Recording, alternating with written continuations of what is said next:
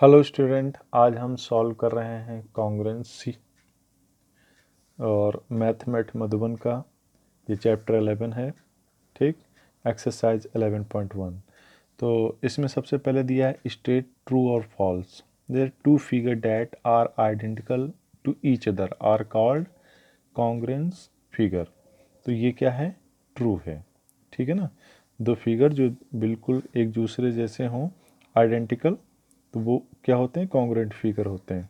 If two rectangle have the same parameter, अगर दो rectangle हैं जिनका सेम पैरामीटर है, देन दे आर कॉन्ग्रुएंट। ऐसा नहीं है।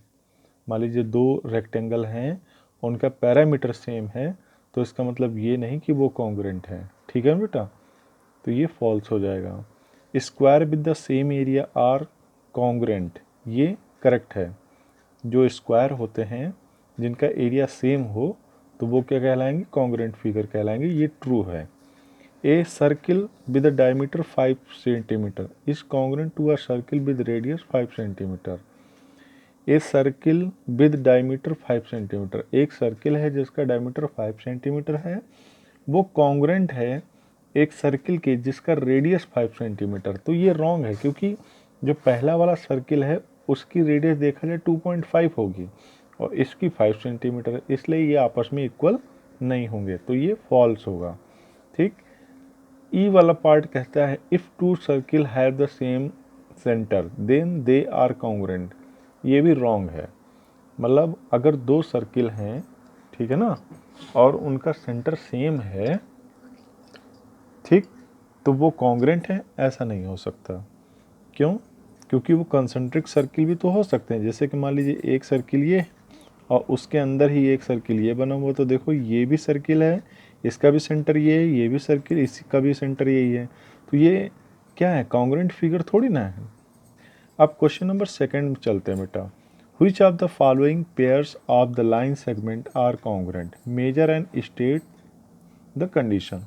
तो पहला वाला जो ए पार्ट है, बुक अगर तुम्हारे पास होगी तो यहाँ पे एक लाइन है और एक ये लाइन है, तो इन दोनों को जब नापोगे तो ये इनकी ये क्या आएंगे? इनकी डिस्टेंस अलग अलग आएगी। ठीक है ना, इनकी लेंथ अलग अलग आएगी, इसलिए ये क्या है? कॉन्ग्रुएंट नहीं है। जबकि बी वाले पार्ट में जो दो लाइनें दी हुई हैं, एक सी डी और एक्स वाई, तो ये कॉन्ग्रुएंट है, क्योंकि जब इनको नापोगे तो ये इक्वल आएंगे। ठीक है।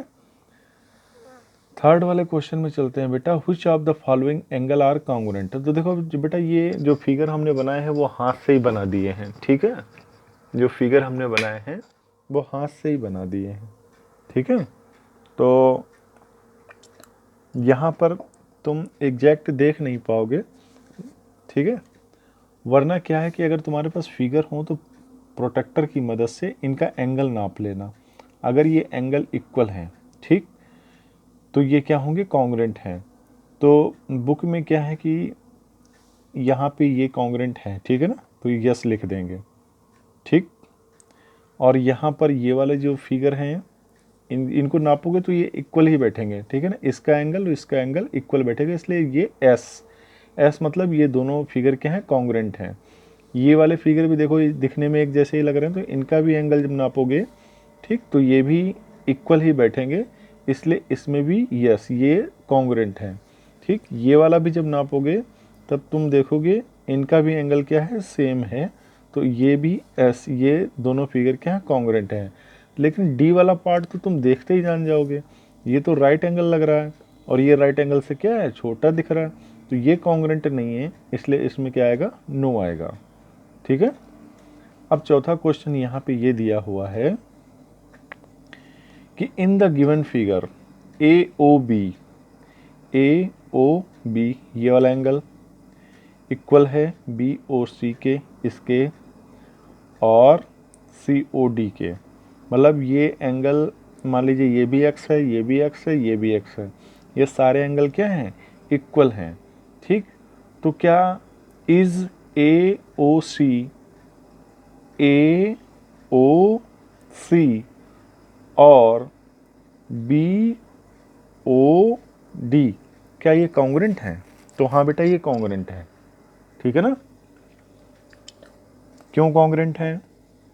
कि देखो भाई, अगर हम ए ओ सी लें, ए ओ सी, ठीक, तो AOC क्या है, AOC, ये भी x ये भी x, यानी x प्लस एक्स, ये भी क्या आएगा 2x आएगा, ठीक। और अगर हम BOD लें, BOD, एंगल BOD लें, तो उसमें भी ये दोनों एंगल आ जाएंगे x प्लस एक्स, तो ये भी 2x हो जाएगा, ठीक। इसलिए कि पूछा है इज AOC कॉन्ग्रुएंट BOD, तो यहाँ पे लिखो यस, ठीक। वाई का रीजन है because they have same angle, ठीक। तो ये लिख सकते हो रीजन, ठीक है बेटा, ओके। बुक होनी चाहिए तुम्हारे पास भाई इस क्वेश्चन को सॉल्व करने के लिए, क्योंकि सारे फिगर मैंने हाथ से ही बनाए हैं और बुक में साफ साफ बने होंगे। यहाँ पे देखो, इस क्वेश्चन नंबर 5 में क्या है, AOC, ये वाला एंगल AOC, और BOD, ये वाला एंगल, ठीक। क्या है, ये दोनों कॉन्ग्रुएंट हैं, ठीक। मतलब तो कह रहे हैं कि विल AOD, क्या AOD और BOC, क्या ये एंगल इक्वल होंगे, तो हाँ भाई इक्वल होंगे। क्यों, मान लिया हमने इसको x मान लिया, इसको y मान लिया, इसको z मान लिया, ठीक है ना। तो अगर ये दोनों ट्रायंगल एंगल, ठीक है ना, AOC और BOD कॉन्ग्रुएंट है, तो AOC में क्या क्या शामिल हो जाएगा, AOC में क्या शामिल हो जाएगा, x प्लस वाई शामिल हो जाएगा, इधर x प्लस वाई। और BOD में क्या शामिल हो जाएगा, BOD में क्या शामिल होगा, z प्लस वाई।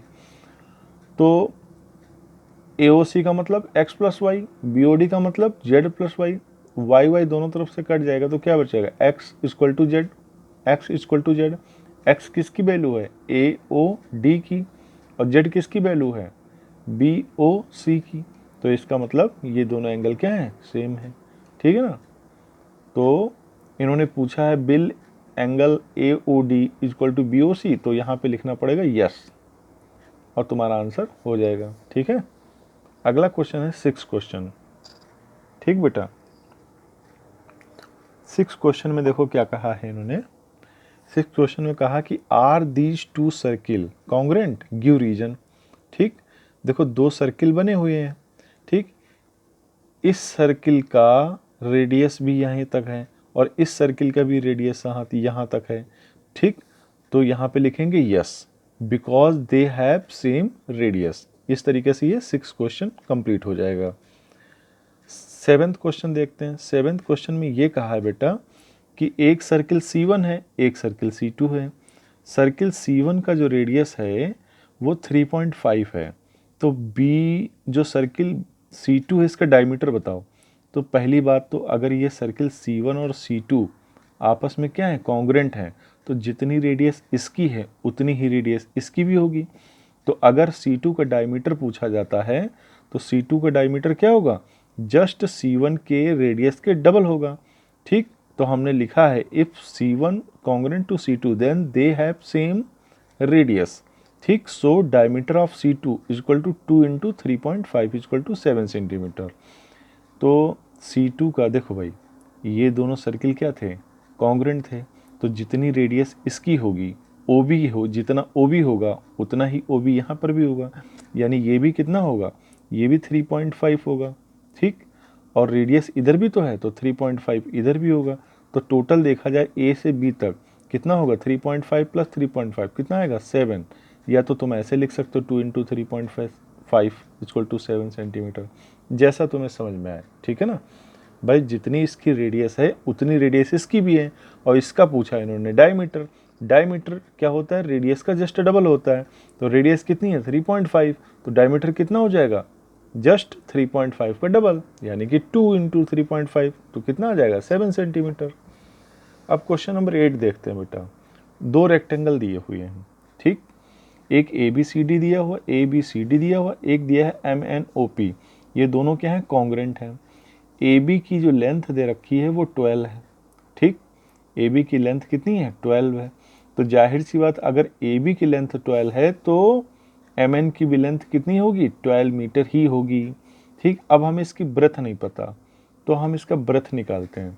ब्रेथ निकालने के लिए क्या है, तुम्हें पता है कि पैरामीटर क्या होता है, 2 ब्रैकेट में लेंथ प्लस ब्रेथ होता है।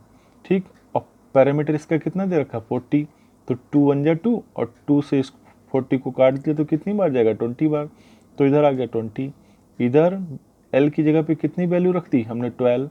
ठीक, और बी ऐसे रहा, 12 को इधर भेज दो, 12 जब इधर आएगा तो माइनस का हो जाएगा, यानी 20 में से 12 जाएगा तो कितना बचेगा, 8 मीटर। यानी ब्रेथ कितनी आ गई, 8 मीटर। ब्रेथ कितनी आ गई, 8 मीटर। तो इस क्वेश्चन में इसकी भी ब्रेथ कितनी होगी, 8 मीटर ही होगी। ठीक है ना, क्योंकि ये दोनों क्या हैं, कॉन्ग्रेंट हैं। तो जितनी लेंथ इसकी होगी उतनी ही लेंथ इसकी होगी, जितनी ब्रेथ इसकी होगी इतनी ही ब्रेथ इसकी भी होगी। ठीक है ना, तो हमने यहाँ पे नीचे लिखा भी है, लिखना चाहो तो लिख सकते हो, since A B C D congruent to MNOP, so length and breadth will be same as ABCD, यानी कि L equal to MN। L किसका है, L मतलब यहाँ इस रेक्टेंगल की बात करें तो लेंथ क्या है यहाँ पे, MN है, ब्रेथ क्या है, ON है। ठीक, तो लेंथ हो जाएगी 12, ब्रेथ हो जाएगी 8। तो यहाँ पे लिखना चाहो तो ऐसे लिख सकते हो, L इक्वल टू MN। ठीक है ना, L इक्वल टू MN, वो आएगी 12 मीटर, और ब्रेथ इक्वल टू हो जाएगी ON यानी कि 8 मीटर। ठीक है, अगला क्वेश्चन करते हैं बेटा, 9th क्वेश्चन। ठीक, 9th क्वेश्चन में कह रहे हैं the parameter of a square is 124 metre. एक स्क्वायर है, ठीक, इसका नाम हमने रखा है EFGH, इसका पैरामीटर कितना है, 124 मीटर दिया है, और ये कॉन्ग्रेंट है किसी दूसरे स्क्वायर के। ठीक है, तो पूछ रहे हैं कि दूसरे स्क्वायर की साइड कितनी होगी। ठीक, तो हम इसका निकालते हैं। ठीक है ना, पैरामीटर का फार्मूला क्या होता है, पैरामीटर इक्वल टू होता है 4 इंटू साइड। पैरामीटर दिया 124, तो 4 से 124 को काट देंगे, कितनी बार जाएगा, 31, यानी कि साइड इसकी कितनी आ जाएगी, इसकी साइड आ जाएगी 31। ठीक, मीटर। तो अगर इसकी 31 मीटर आई है तो इसकी भी साइड कितनी होगी, 31 मीटर ही होगी। ठीक है ना, इस स्क्वायर की भी साइड कितनी होगी, 31 मीटर, यानी कि A B equal to B C equal to C D equal to D A, ये कितना आएगा, so A B equal to B C equal to C D equal to D A कितना आएगा, 31 metre. ठीक है ना बेटा, उम्मीद है बेटा ये क्वेश्चन तुम्हें समझ में आया होगा, या हमने जैसे क्वेश्चन को लिखा है वैसे तुम भी लिख सकते हो। ठीक है बेटा, बस इतना ध्यान रखना कि ये दोनों कॉन्ग्रेंट हैं, तो जितनी साइड इसकी आएगी उतनी ही साइड इसकी आएगी। ठीक है ना, हमने इसकी साइड निकाल ली, वो कितनी थी, 31, तो अगर इसकी साइड 31 है तो इसकी भी साइड 31 होगी। ठीक है, और 10th क्वेश्चन पढ़ो, इसमें क्या लिखा हुआ, in the given figure ABCD congruent to PQRS। एक ABCD फिगर बना है, एक ऐसा फिगर बना हुआ है, तो कह रहे हैं कि ABCD जो है PQRS के क्या है, कॉन्ग्रेंट है, और ये जो PQRS है इसका पैरामीटर दे रखा है, कितना दे रखा है, 20। ठीक, और जबकि AB दे रखा है 3 सेंटीमीटर। ठीक, तो AB यहाँ पे क्या है, देखा जाए तो ब्रेथ है। भाई ये फिगर जिस तरीके से बना हुआ है, AB यहाँ पे क्या है, ब्रेथ है, तो हमने इसके लिए देखो, अगर AB इसका 3 है तो इसके लिए भी तो 3 ही काम करेगा, इसके लिए भी ब्रेथ 3 ही काम करेगा। भाई ये दिख रहा है कि ये लंबाई है ना, ये लेंथ है लंबी सी, और जो छोटा दिख रहा है उसे ब्रेथ मान लेते हैं। तो हम फार्मूला क्या लगाएंगे कि भाई AB अगर 3 दिया है तो यानी कि PQ भी कितना होगा, 3 होगा। तो अगर हम फार्मूला लगाएं तो पैरामीटर होता है 2 ब्रैकेट में लेंथ प्लस ब्रेथ, ब्रेथ की जगह पे हमने 3 डाल दिया, और बाहर 2 से इस 20 को काट दिया तो कितनी बार जाएगा, 10 बार, तो इधर बचेगा 10 इक्वल टू L प्लस 3 को जब इधर भेजेंगे लेफ्ट साइड में तो इधर आएगा तो माइनस का हो जाएगा, तो 10 में से जब 3 जाएगा तो कितना बचेगा, 7, यानी लेंथ कितनी आएगी, 7 सेंटीमीटर। ठीक है ना, तो लेंथ कितनी आ जाएगी, 7 सेंटीमीटर, तो 7 सेंटीमीटर ये भी होगी, 7 सेंटीमीटर ये भी होगी, ये भी होगी। ठीक, लेकिन क्वेश्चन में इन्होंने क्या पूछा है, क्वेश्चन में इन्होंने पूछा RS, तो बेटा ये हमें लगता है कि इस क्वेश्चन में थोड़ा सा मिसप्रिंट हुई है। ठीक है ना, RS पूछने के बजाय इन्हें QR पूछना चाहिए, ठीक, क्योंकि हमें पता है भाई अगर ये 3 है तो ये भी तो 3 होगा क्योंकि एक रेक्टेंगल टाइप का है, ठीक है ना, ये एक रेक्टेंगल जैसा फिगर दिख रहा है। तो यहाँ पर RS पूछने की जगह इन्हें यहाँ पे RQ पूछना चाहिए था, लेकिन जैसा क्वेश्चन में लिखा है आंसर 7 आ रहा तो हम भी वही 7 ले आए। लेकिन हमें लगता कि यहाँ पे RS ना होकर के यहाँ पे RQ होता तो ये क्वेश्चन ज़्यादा अच्छा लगता, क्योंकि ये दोनों फिगर किस तरीके से लग रहे हैं, ये दोनों फिगर हमें रेक्टेंगल टाइप से लग रहे हैं, ठीक है ना, और रेक्टेंगल मान कर के ही हमने इसको सॉल्व भी किया हुआ है, ठीक है, हालांकि क्वेश्चन में बोला नहीं है कि ये रेक्टेंगल है, ठीक है। तो जैसा हमने नोट डाउन किया है वैसा ही तुम भी इसको नोट डाउन कर लो, ठीक है ना, और जो भी कन्फ्यूजन होगा उसे तुम पूछ सकते हो। ओके बेटा।